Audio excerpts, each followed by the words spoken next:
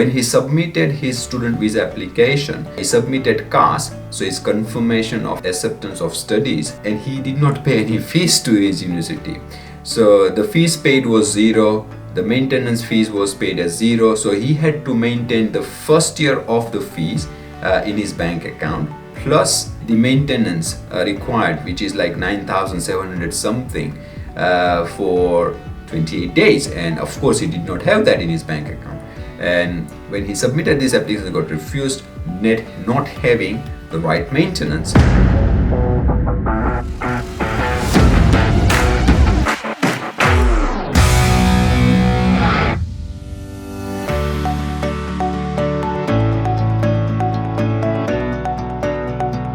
So in this video, I want to share one of my experience of doing consultation for a student visa refusal. So a student from Quebec, and he applied for a student visa, got refused. He contacted me on urgent basis because he wanted to get another application in and wanted to get his student visa quickly so that he can attend his term, which was to start in just 4 weeks from the date of consultation or from the date of refusal of his student visa.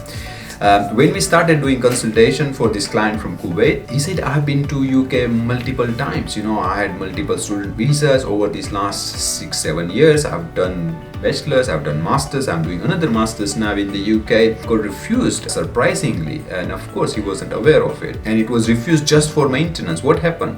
When he submitted his student visa application, so it's confirmation of acceptance of studies, and he did not pay any fees to his university. So the fees paid was zero, the maintenance fees was paid as zero, so he had to maintain the first year of the fees in his bank account, plus the maintenance required, which is like 9,700 something for 28 days, and of course he did not have that in his bank account. And when he submitted this application, it got refused, not having the right maintenance. So he came to me and said, what do I do now? I definitely need visa as quickly as possible. I'm happy to pay the fees to the university now. I'm paying them first year of the fees in full now. I said, okay, but what about your maintenance apart from your first year of fees? You need 9,700 pounds something for 28 days. Do you have that maintained? He said, no, I don't have it. So that was a problem. He did not maintain that funds. He's paying his school fees, university fees for the first year in full, but what about the 9,700? So the solution, I said, look, if you contact your university and if you also pay them the first year of your accommodation, and if they can put that on CAS, which is CAS, that first year of tuition fees and first year of the accommodation fees has been paid in full, then you don't need to provide any bank statement or any evidence of your maintenance, because you have paid your first year of maintenance in full, which is your accommodation and your tuition fees.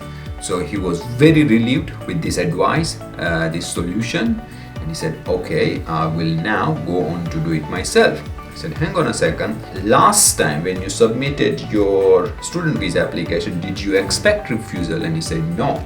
So what happens, and this is what I want to discuss on this video now with you, that at times there are things or points you don't know which you don't know.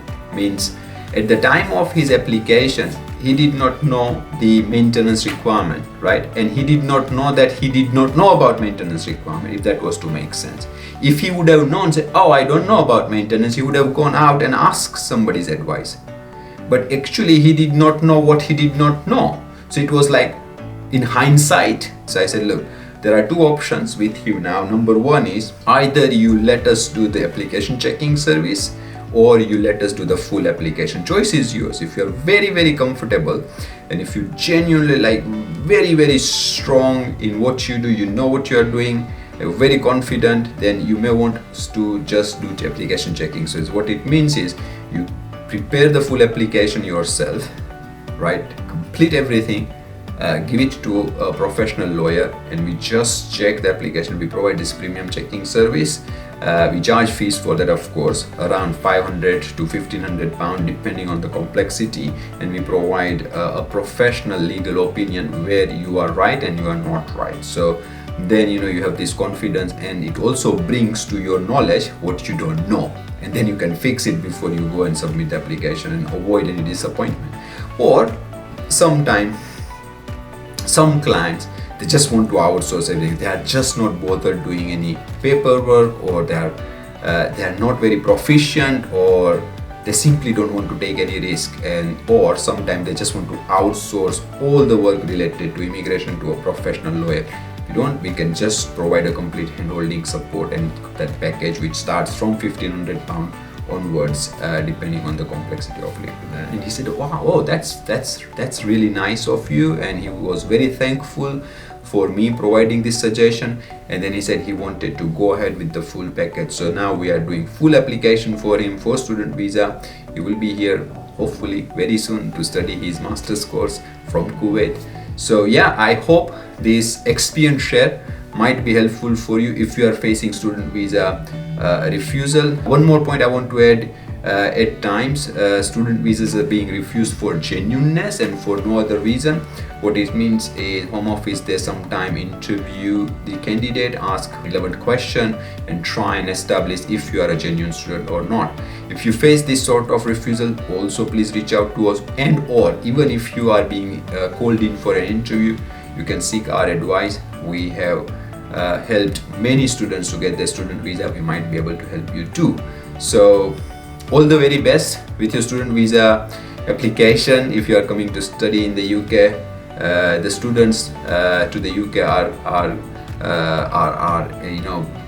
the number is going very high these days. That's the statistics suggest, because the UK is encouraging students from all across the globe to come and study here, and also they provide 2 years of post graduation work visa, so it's graduate route visa, where you can work with almost no restriction for 2 years. So it's kind of 2 years work permit without sponsorship if you finish bachelor's or master's degree in the UK. So this is why it's becoming much popular. So yeah, if you are reaching out to us for any legal advice, please note we do invite we might even invite you for a paid consultation if it's complicated bespoke legal advice you need. But if you are just looking for a basic scope of work and the cost, there is no fees. Our business relationship team will be able to absorb the information, try and understand where you are, we are trying to reach, and then provide you with a bespoke package for you, what it includes and what it costs at no extra cost to you, right? So that's the caveat. That's something I wanted to add before I finish this video. If you like my content, please put the thumbs up. You might have some follow-up question. Please drop that in the comment section below now. And if you like the content I create, please do subscribe to my channel, because it does help me to spread this knowledge all across the globe at no extra cost to you, no extra cost to me.